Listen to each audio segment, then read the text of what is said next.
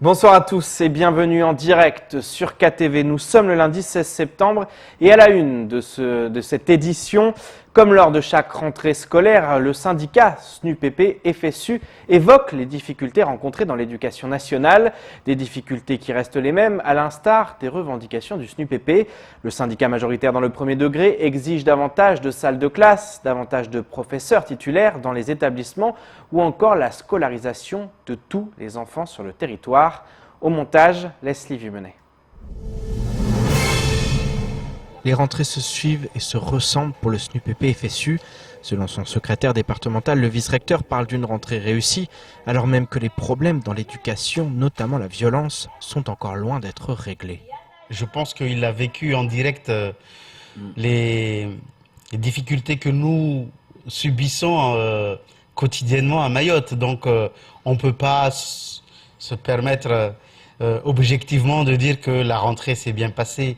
Je pense que et dans le premier degré et dans le second degré, nous avons encore des problèmes de postes non pourvus. Il n'y a pas encore d'enseignants. Ils continuent à recruter des contractuels. Nous avons cette information-là. Quand on nous parle de scolarisation de 3 ans, des enfants de 3 ans, ben encore faut-il déjà scolariser pleinement les enfants qui ont 6 ans. Hein? Est-ce qu'il y a encore des enfants qui ont 6 ans qui vont pas à l'école? Oui. Même plus, oui. Même des enfants qui devraient passer au collège, qui sont peut-être répertoriés, mais qui ne sont pas affectés dans une classe. Rivaux s'insurge face à la non-scolarisation de centaines d'élèves. Il souhaite que la loi soit respectée, y compris sur le nombre d'élèves par classe au CP. Pour ce faire, encore faut-il avoir suffisamment d'enseignants et de salles de classe, ce qui est loin d'être le cas, malgré la mort quasi définitive du SMIAM.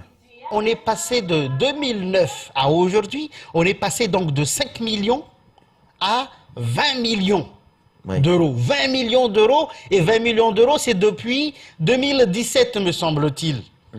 D'accord? Est-ce que vous avez vu sur le terrain les efforts accompagnés, les constructions accompagnaient cette augmentation budgétaire? Non, on ne l'a pas vu. Si bien qu'on peut toujours nous augmenter le budget. C'est le même truc qu'ils remettent en place parce que, effectivement, sur le terrain, on ne construit pas. Et on nous avait dit, en tout cas, on était les premiers à dénoncer les défaillances du SMIAM. D'accord? On était les premiers. Ok, on nous a dit, bon, mais on enlève le SMIAM. Mais entre-temps, depuis 2014 jusqu'à aujourd'hui, le préfet ne va pas continuer à nous dire que nous sommes toujours dans la phase de réorganisation. Pour expliquer ce manque de solutions face à des problèmes qui datent de plusieurs années, le secrétaire départemental du SNUPP n'hésite pas à parler de manque de volonté politique. Il faut le dire, il faut le reconnaître que ça ne marche pas, que de plus en plus, je suis convaincu que c'est un problème de conviction, de volonté. Hein? On ne veut pas régler le problème, parce que ça fait déjà quand même 15 ans qu'on parle, en tout cas au SNUPP, qu'il y a quand même manque de salles de classe, des sureffectifs. Comment voulez-vous que ça ne déborde pas? En cette rentrée scolaire, le syndicat souhaite lancer une campagne de communication pour alerter parents et enseignants sur le manque de solutions face aux difficultés.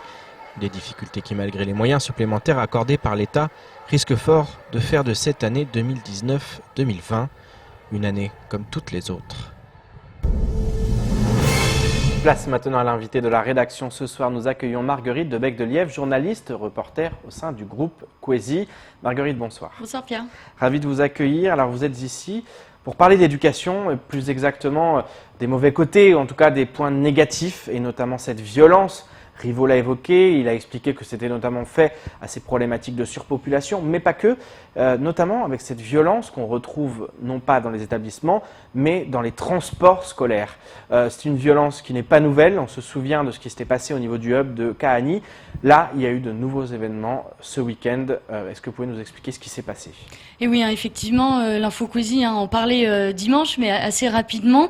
Il y a eu une agression qui a eu lieu à M'Samoudou, qui est situé dans le sud-est de l'île. 2 individus sont entrés armés d'un tchombo et d'une batte à clous dans un bus de transport scolaire. Parce qu'il faut le rappeler, le samedi, il y a école à Mayotte. Exactement, donc l'agression s'est passée aux alentours de 12h30 alors que le bus partait du lycée de Dembéni pour rejoindre la ville de Dapani, le village de Dapani. 2 individus donc armés rentrent dans le bus par la porte arrière et ils agressent un des jeunes qui était dans le bus. Ils le touchent notamment au niveau du cou et du thorax. Très rapidement, les gendarmes sont appelés sur place ainsi que forcément les pompiers qui arrivent à prendre en charge les 2 individus touchés. Alors justement, qu'en est-il de ces individus qui ont été touchés? Dans quel état sont-ils? Est-ce qu'on en sait un peu plus aujourd'hui? Alors la gendarmerie nationale de Mayotte a communiqué il y a quelques minutes. Les 2 individus, leur pronostic vital n'est pas engagé, donc ça c'est déjà quelque chose. Ils ont tout de suite été transportés vers le CHM. Il y a du nouveau aussi au niveau de l'enquête, 2 mises en cause grâce aux témoignages recueillis sur place, parce que pas mal d'élèves étaient encore dans le bus. Les témoignages mettent en cause 2 individus qui ont été mis en garde à vue, placés en garde à vue, qui ont été entendus et qui ont avoué les faits. Ils se sont justifiés en parlant de vengeance, parce que le matin même, il y avait eu un différend au sein même de l'établissement scolaire. Justement, est-ce qu'ils ont été entendus? Est-ce qu'on sait un petit peu la suite? Est-ce qu'ils vont passer devant éventuellement le juge des libertés de la détention en vue de, pourquoi pas, une incarcération immédiate? Ou est-ce qu'on en sait un petit peu plus? Alors, ils ont été présentés au juge des enfants dans la journée. On connaît leur âge, justement? C'est pas indiqué. Le juge des enfants, ce sont des mineurs. Forcément, ils ont donc été présentés devant le juge des enfants. Ils ont été mis en examen et ils sont sous contrôle judiciaire. Ce contrôle judiciaire. Merci beaucoup Marguerite pour nous avoir expliqué un petit peu sur ce fait divers, cet énième fait divers dans l'éducation nationale avec ces problématiques de violence. Restez avec nous, on parlera tout de suite d'une autre problématique du côté du palais de justice. Absolument. Cette fois. Tout autre sujet maintenant avec ce cambriolage qui a eu lieu ce week-end dans les locaux du SIAM à Kaweni. En prenant leur poste ce matin, les agents n'ont pu que constater les dégâts. Aucune infraction n'est à relever et seuls des disques durs, des dossiers contenant des informations très importantes et des données très sensibles et confidentielles ont été dérobés. De quoi poser question sur les intentions des cambrioleurs. Écoutons plutôt François Baudet, président du bureau d'études Cogit, qui travaille actuellement avec le SIAM. Durant le week-end, nous sommes arrivés au bureau.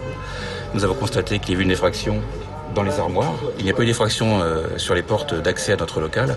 En revanche, des disques durs spécifiques ont été volés, des papiers confidentiels, uniquement certains papiers, pas l'ensemble des documents. D'autres armoires des bureaux ici ont été ouverts et aucun papier n'a été dérobé. Donc nous sommes très préoccupés par cette action qui semble dirigée. Pour nous, il n'y aura pas de difficulté de continuité de travail, puisque nous sommes assez organisés pour avoir des sauvegardes ailleurs que sur place. Néanmoins, c'est vraiment préoccupant pour nous, parce que ça veut dire qu'on ne peut pas travailler sereinement, on ne peut pas être impliqué sur les dossiers sans... On prend ça comme une menace assez directe en fait. Et une protestation est organisée au niveau national aujourd'hui par les avocats. Ces derniers refusent de voir disparaître leur système de sécurité sociale autonome au profit d'un autre universel. Dans plusieurs barreaux, les avocats ont prolongé cette mobilisation par un autre moyen de pression, la grève des audiences non urgentes. Cette session d'activité n'était toutefois pas de mise à Mayotte, où seul un rassemblement devant le palais de justice était programmé à 11h. Alors, quelles sont les conséquences de cette réforme pour les avocats? Quelles mesures le gouvernement a-t-il annoncé pour calmer la fronde? Un reportage signé Marion Tellier. C'est une grève nationale qui mobilise aujourd'hui les avocats de l'ensemble du territoire. L'objet de la grogne, la suppression de la Caisse nationale des barreaux français. Il s'agit là du régime de sécurité sociale des avocats. Ces derniers défendent le régime autonome contre le système universel voulu par l'exécutif. Nous sommes un régime autonome et nous entendons le rester car nous sommes une profession à part, avec des contraintes que les autres professions ne peuvent peut-être même pas soupçonner. nous demandons au gouvernement d'exclure la CNBF du champ de la loi à intervenir. Selon la Caisse nationale des barreaux français, les conséquences de cette réforme pèseraient lourd sur les avocats aux plus faibles revenus, notamment en raison d'une baisse des retraites et d'une importante hausse des cotisations. Nous versons chaque année 80 millions d'euros au titre de la grande compensation pour le régime universel sans retour pour nous. Et malgré cela, on veut nous prendre nos 2 milliards de réserves, supprimer notre caisse, nous aligner sur le régime universel qui va correspondre à un doublement de nos cotisations, puisque les 14% de cotisations employeurs, les 14% de cotisations salariés, pour les libéraux, vont se fondre en un 28%, alors que nous payons actuellement, que grâce à la bonne gestion de notre caisse, nous ne payons que 14%. Une manifestation d'une ampleur d'autant plus importante qu'elle était doublée d'une grève des audiences, suivie par la quasi-totalité des 164 barreaux français. Les avocats ne plaidaient par conséquent aucune affaire aujourd'hui et demandaient le renvoi des procès. Ainsi, seules les audiences urgentes, en garde à vue et détention provisoire, étaient maintenues. En réaction, le gouvernement affirme qu'il trouvera des solutions pour toutes les professions concernées.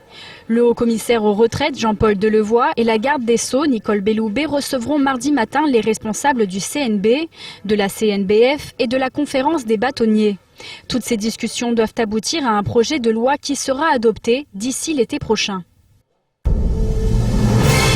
Et de retour en plateau avec vous, Marguerite. Vous avez suivi cette grève, vous êtes partie à la rencontre des quelques avocats, ils n'étaient pas beaucoup ce matin devant le palais de justice. C'est quoi le problème au fond dans leurs revendications?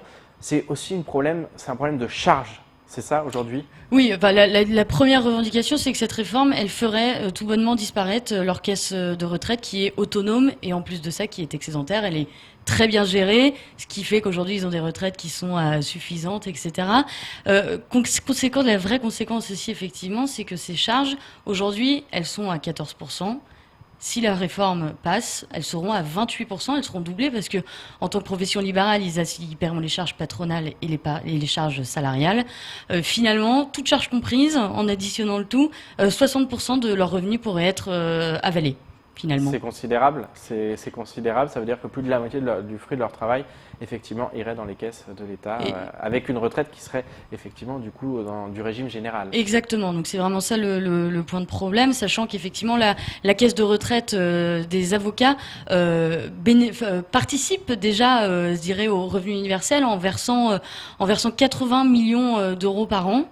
Simplement pour le revenu universel, donc ils n'arrivent pas à comprendre pourquoi finalement cette retraite, tout en sachant qu'en réserve la caisse a 2 milliards d'euros et ces 2 milliards ils iraient directement également pour le revenu, pour le régime général, on peut le dire. Autre sujet justement avec ces avocats, puisque localement c'est une grève nationale effectivement cette problématique des retraites, mais localement il y avait une grève qui a duré pendant de longues semaines pour notamment ces commissions d'office. Où est-ce qu'on en est aujourd'hui de cette grève? Alors on a appris ce matin, parce que une grève finalement en remplace une autre. On a appris ce matin que cette grève-là, l'ancienne, qui a duré quelques mois, effectivement, elle était terminée. Il y aurait eu un terrain d'entente qui aurait été trouvé, et on a appris que les premières améliorations c'était déjà vu, donc ça on oublie, je dirais, on met de côté, et maintenant cap sur les retraites. Merci beaucoup Marguerite. On rappelle que la problématique c'était autour des commissions d'office, et justement ils expliquaient qu'ils n'étaient pas payés pour ces commissions d'office en raison notamment de documents qui n'arrivaient pas à temps. Exactement. Merci beaucoup d'avoir suivi ces dossiers et de nous avoir fait le point dans le journal. Et J-5 avant le début de la Coupe du Monde de rugby qui se tient au Japon. L'équipe de France poursuit sa préparation avant son premier match contre l'Argentine. Une rencontre coup près où les Bleus ne seront pas favoris, eux qui depuis plusieurs années ont toutes les peines du monde à faire jeu égal au plus haut niveau. Néanmoins, les raisons de croire en l'exploit existent, et quoi qu'il en soit, cette Coupe du Monde est une excellente vitrine, notamment à Mayotte où ce sport est en plein développement. Écoutons Sébastien Rière lors de la matinale de Kwesi. La médiatisation va être importante. Ouais. Donc voilà, on aura le rugby qui sera montré à tout le monde, sur Mayotte Première, sur Kwesi, sur toutes les télés de de Français de Navarre, toutes les chaînes du câble vont montrer du rugby. Bien sûr. Voilà un magnifique logo d'ailleurs qui apparaît. Ouais. C'est le nouveau coq français. Le nouveau coq magnifique. Ouais. Donc voilà, donc on sait que la médiatisation va faire que des jeunes vont se dire ah bah tiens moi aussi je jouerai bien au rugby. Il y aura des choses qui seront faites autour. Là cette semaine on a du 14 au 21 la semaine nationale des écoles de rugby.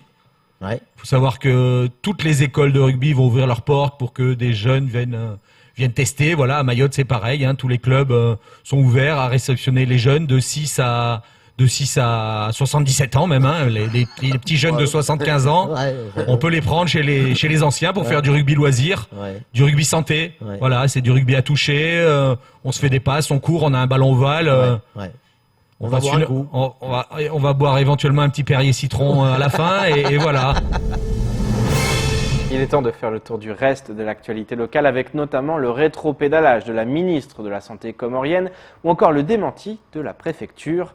Au montage, Leslie Vumenet. Le 3 septembre dernier, le ministère de la Santé comorien a diffusé un document de type note circulaire. Il était destiné à toutes celles et ceux qui souhaitaient rentrer dans le pays et stipulait qu'ils devraient se munir du carnet international de vaccination. Le préfet Jean-François Colombet avait immédiatement assuré que Paris était informé, mais que les étrangers en situation irrégulière n'étaient pas des voyageurs, mais des personnes reconduites dans leur pays parce qu'entrées de manière illégale en France. Les services de la préfecture de Mayotte ont ainsi contacté la société qui s'occupe de raccompagner les ESI ainsi que l'ambassade de France à Moroni pour savoir ce qu'ils savaient de cette nouvelle règle. Mais ni les autorités portuaires à Anjouan ni les diplomates français n'étaient au fait de cette disposition. Le ministre de l'Intérieur comorien n'était pas non plus au courant, alors que la circulation des personnes sur le sol comorien et l'accès au territoire relèvent de son portefeuille. Quelques jours plus tard, le 14 septembre, la ministre de la Santé a finalement rétro-pédalé et suspendu sa décision. Depuis vendredi, une vidéo circule sur internet et dénonce des coups de feu tirés sur un homme qui prenait la fuite. La vidéo dure près de 7 minutes, durant lesquelles son auteur décrit être Amsamboro devant un bâtiment qui semble en construction. Selon lui, lors d'un contrôle, des coups de feu auraient été tirés par les forces de l'ordre. Les images montrent notamment les pompiers et les policiers transportant un homme sur une civière. L'homme est très mal en point, décrit le vidéaste amateur. Il s'est mangé une balle par la PAF de Mayotte, déclare-t-il. Sur sa page Facebook, la préfecture de Mayotte a rapidement dénoncé une intox. Elle explique qu'il s'agit d'un contrôle réalisé le 8 juillet 2019 au titre de la lutte contre le travail illégal. À l'arrivée des policiers, un étranger en situation irrégulière a pris la fuite et a marché sur une tôle, le coupant au pied. Les policiers ont immédiatement appelé les pompiers qui l'ont pris en charge. À aucun moment des coups de feu n'ont été tirés, contrairement à ce que prétend l'auteur de la vidéo. La préfecture a assuré que des poursuites contre ce dernier étaient envisagées. Vendredi dernier, les salariés du SIAM, le syndicat intercommunal d'eau et d'assainissement de Mayotte, se sont réunis au siège. Certains craignent en effet la perte de leurs emplois, tandis que d'autres appréhendent une fusion évoquée avec la SMAE. En effet, selon la Cour des comptes, la possibilité de confier à un prestataire privé spécialisé dans le secteur de l'assainissement l'exploitation du réseau et des ouvrages, ainsi que la gestion de la clientèle par le biais d'une concession de services. Les salariés disent avoir entendu parler de Vinci et craignent que l'entreprise ne reprenne pas tous les salariés. L'inquiétude est d'autant plus grande que ressortent des rumeurs de fusion entre la SMAE et le SIAM. Les salariés se seraient mis d'accord sur un préavis de grève qui devrait probablement intervenir vers la fin du mois. Affaire à suivre. C'est samedi 21 et dimanche 22 septembre se tiendront les Journées européennes du patrimoine. Avec pour thème art et divertissement, le Conseil départemental de Mayotte a décidé de mettre l'accent sur le patrimoine des arts du spectacle, les pratiques festives, physiques et les jeux traditionnels mahorais. Une conférence de presse est tenue ce matin pour présenter le programme mis en place pour ces journées. Le point avec Paul-Arthur Avit. Cette année sur l'île aux Lagons, à l'occasion des Journées européennes du patrimoine, le public pourra découvrir les archives de l'histoire de l'île, l'histoire des bijoux à Mayotte ou encore leur signification au sein des différentes fêtes et cérémonies. Cette conférence était l'occasion de présenter les différents acteurs qui prendront part à ces journées. C'est pour présenter un petit peu le travail qu'organise le conseil départemental pour les Journées européennes du patrimoine. Donc au travers 3 directions emblématiques finalement du département, à savoir la direction culture et patrimoine, la direction des archives départementales et le musée de Mayotte. Vous pourrez retrouver aux archives départementales les éléments phares de l'histoire et de la culture de Mayotte sous forme de 13 panneaux sur bâche. À la direction de la culture et du patrimoine, une exposition sur la signification des parures dans les fêtes et les cérémonies. En parallèle au MUMA, une exposition sur les bijoux se tiendra. Une volonté de la part du musée de Mayotte de prendre part à ces journées. Le MUMA, depuis 4 ans aujourd'hui qu'il existe, s'est toujours intéressé à animer les journées du patrimoine à travers soit une nouvelle exposition, soit une animation d'exposition qui existe déjà. Là, en l'occurrence, il est question de créer une nouvelle exposition, d'installer une nouvelle exposition connectée à la thématique nationale, même en partie. Une exposition qui, en plus de se connecter à celle de la direction de la culture et du patrimoine, approfondit le sujet en présentant aux spectateurs des bijoux pour certains vieux de plusieurs siècles, mais aussi et surtout la façon dont ils étaient fabriqués. Il est question donc cette fois d'installer une bijouterie où le visiteur sera amené à voir ce qui se passe dans l'arrière-boutique. Ce que souvent on ne voit pas puisqu'on ne voit que la partie façade. Donc ça, c'est quelque chose qui est important et on verra donc les différents outils que le bijoutier utilise en même temps que la chaîne opératoire d'un bijou, par exemple. En quelque sorte, leur secret de fabrication. Rendez-vous donc le 21 et 22 septembre au musée de Mayotte, aux archives départementales et à la direction de la culture et du patrimoine pour en apprendre plus sur l'histoire de l'île aux parfums. C'est ainsi que s'achève ce journal. Merci de nous rester fidèles sur KTV. Je vous donne pour ma part rendez-vous demain dès 19h pour décortiquer, comme chaque soir, l'actualité locale. Excellente soirée sur Kwezi.